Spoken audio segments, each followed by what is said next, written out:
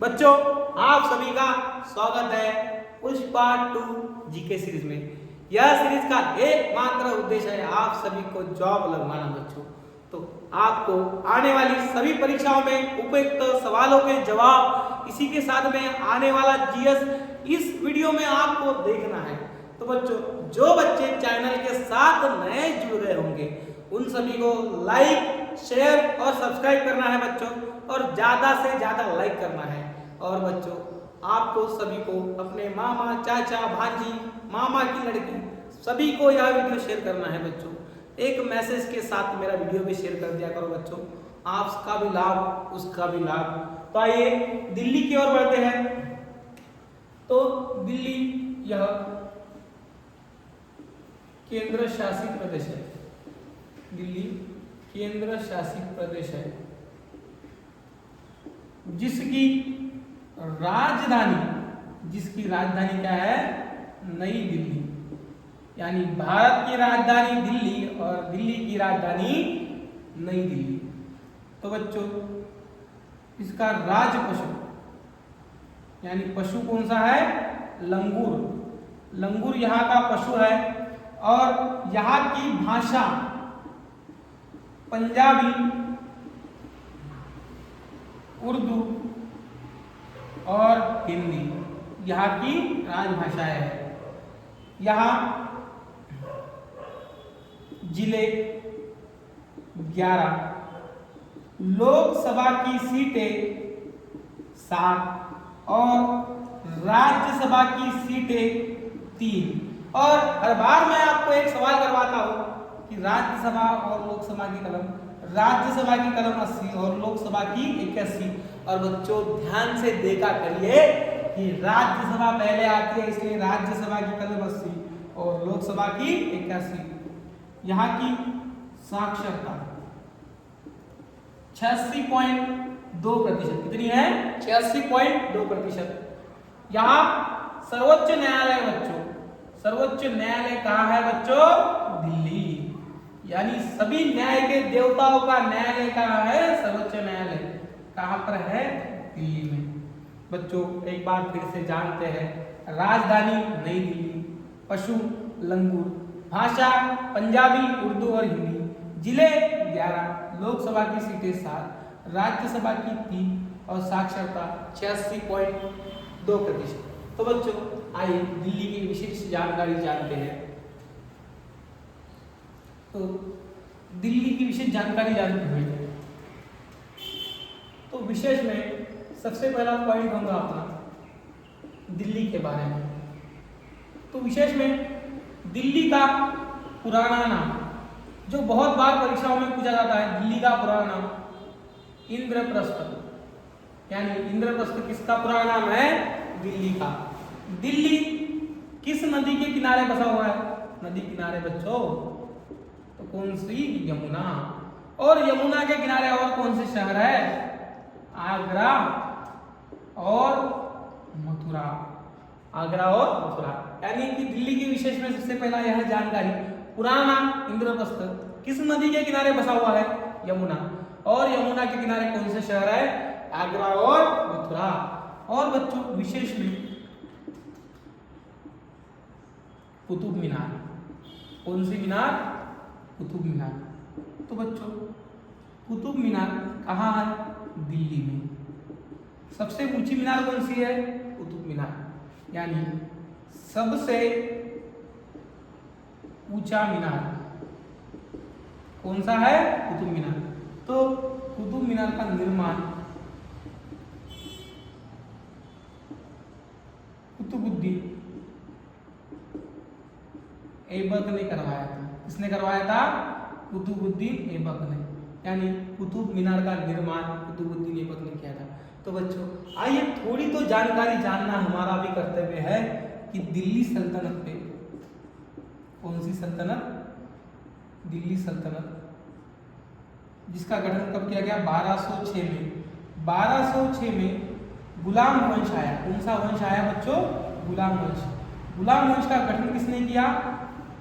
कुतुबुद्दीन ऐबक ने। कुतुबुद्दीन ऐबक ने। तो गुलाम वंश 1206 से 1290 तक रहा। कब तक रहा? 1290 तक। कुतुबुद्दीन ऐबक का उपनाम, जिसे क्या कहते थे? लाख बख्श। लाख बख्श किसे कहते थे? कुतुबुद्दीन ऐबक को। यानी गुलाम वंश की नींव किसने रखी? कुतुबुद्दीन ऐबक ने। और कुतुबुद्दीन ऐबक ने कब तक चला? 1206 से 1290 तक। तो कुतुब मीनार का कार्य किसने शुरू किया? कार्य की शुरुआत कुतुब मीनार की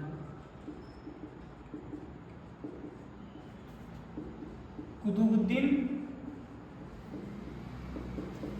ऐबक ने,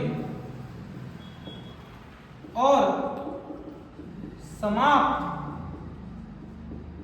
इल्तुतमिश ने किया। यानी दो सवाल बनते हैं कुतुब मीनार से। यानी कुतुब मीनार कार्य की शुरुआत कुतुबुद्दीन ऐबक ने और कार्य समाप्त किया इल्तुतमिश ने। तो बच्चों, दिल्ली सल्तनत में सबसे पहला कौन सा वंश आया? गुलाम वंश, जो कब से कब था? 1206 से 1290 तक। तो बच्चों, आप सभी को इनका स्क्रीनशॉट करवाना है। और बच्चों, मैं आपको दिल्ली सल्तनत की थोड़ी सी जानकारी करवाता हूं, जो परीक्षाओं में बहुत बार पूछी जाती है। तो बच्चों, दिल्ली सल्तनत के बारे में जानते हैं। सबसे पहला आया गुलाम वंश, बाद में आया खिलजी वंश, बाद में आया तुगलक वंश, बाद में आया सैयद और लोधी वंश। यानी अंत में कौन सा आया? लोधी। गुलाम, खिलजी, तुगलक, सैयद, लोधी। यानी सबसे पहला वंश कौन सा आया दिल्ली सल्तनत पे? गुलाम वंश। दूसरा खिलजी वंश, तीसरा तुगलक वंश, और चौथा सैयद वंश और लोधी वंश। तो बच्चों, इन सभी को आपको ध्यान में रखना जरूरी है। जैसे कि गुलाम वंश पहले आया, बाद में इनका क्रम भी पूछा जाता है बच्चों, तो यह क्रम भी ध्यान में रखना जरूरी है। तो गुलाम वंश 1206 से 1290 तक था, बरोबर है। और खिलजी वंश 1290 से 1320 तक, 1290 से 1320 तक। और इन तीन सवालों के जवाब आपको करवाना है, तुगलक वंश, सैयद वंश और लोधी वंश। आपको भी तो कुछ काम चाहिए बच्चों, तो काम पे लगवाना मेरा काम है। काम नहीं बच्चों, मेरा काम है आपको जॉब पे लगवाना, और मैं आपको लगवाऊंगा। तो इसीलिए आपको वीडियो को पूरी तरह से देखना है। तो सल्तनत में सबसे पहले गुलाम वंश आया, बाद में खिलजी वंश, बाद में तुगलक वंश, बाद में सैयद वंश, बाद में लोधी वंश। गुलाम वंश का गठन किसने किया? कुतुबुद्दीन ऐबक ने। किसने किया था? कुतुबुद्दीन ऐबक ने, जिसे क्या कहते थे? लाख बख्श। लाख बख्श किसे कहते थे? कुतुबुद्दीन ऐबक को। तो बच्चों, आइए और विशेष देखते हैं दिल्ली में।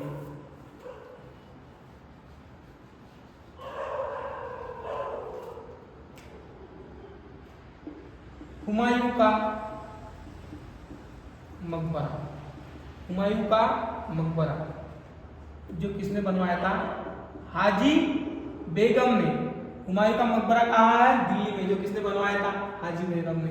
इसी के साथ में लोटस टेम्पल कहाँ है?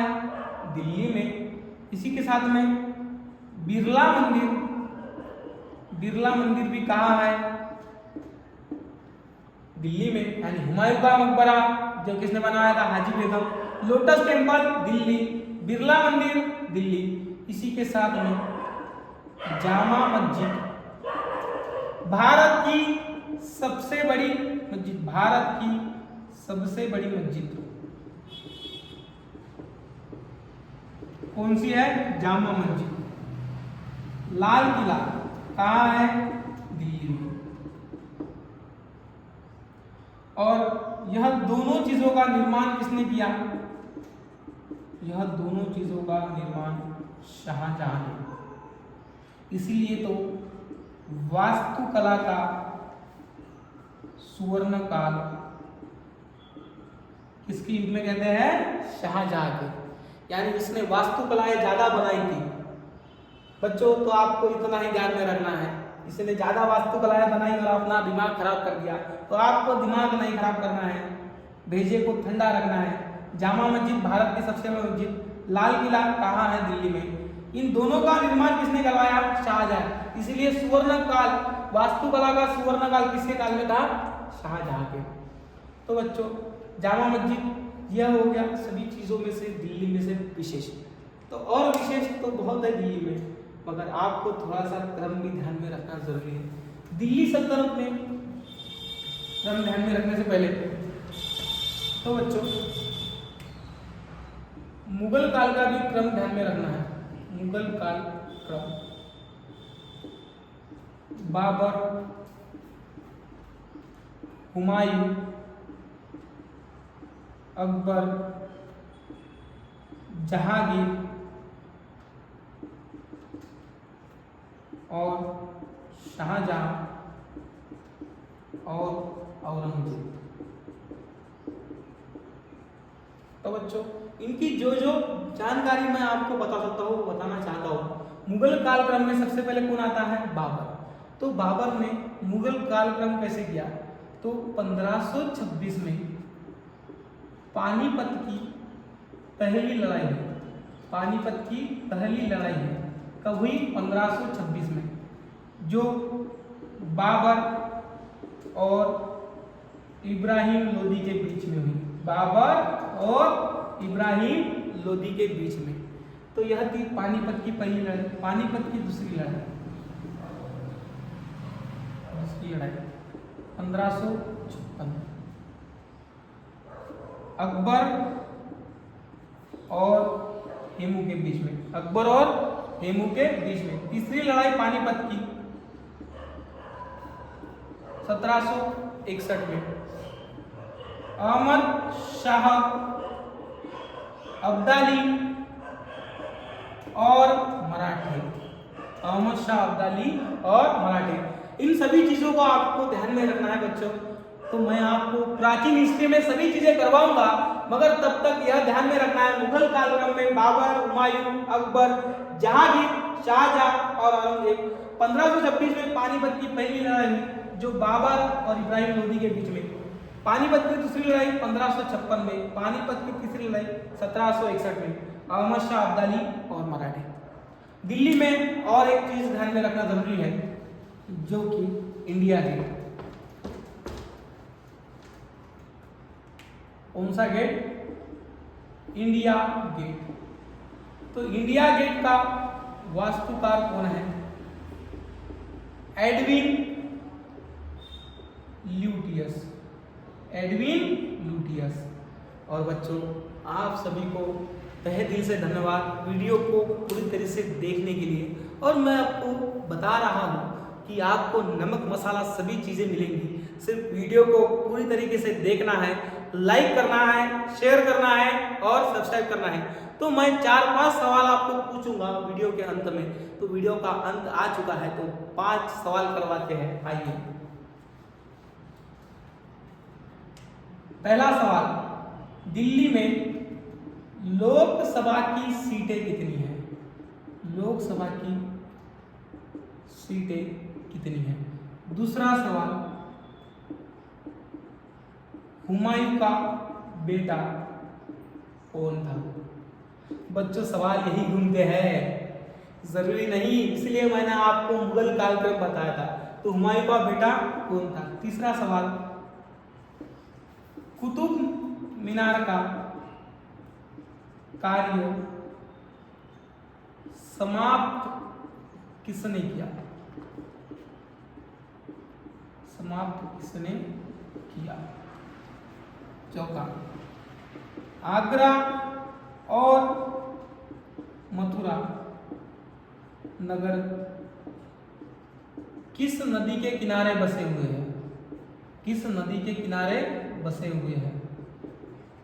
और आखिरी सवाल जो आपको जवाब देना है कि पानीपत के तीनों लड़ाइयों के साल बताना है। यानी 3 लड़ाइयां हुई थी, पहला, दूसरा और तीसरा। तीनों जवाब आपको कमेंट बॉक्स में देना है।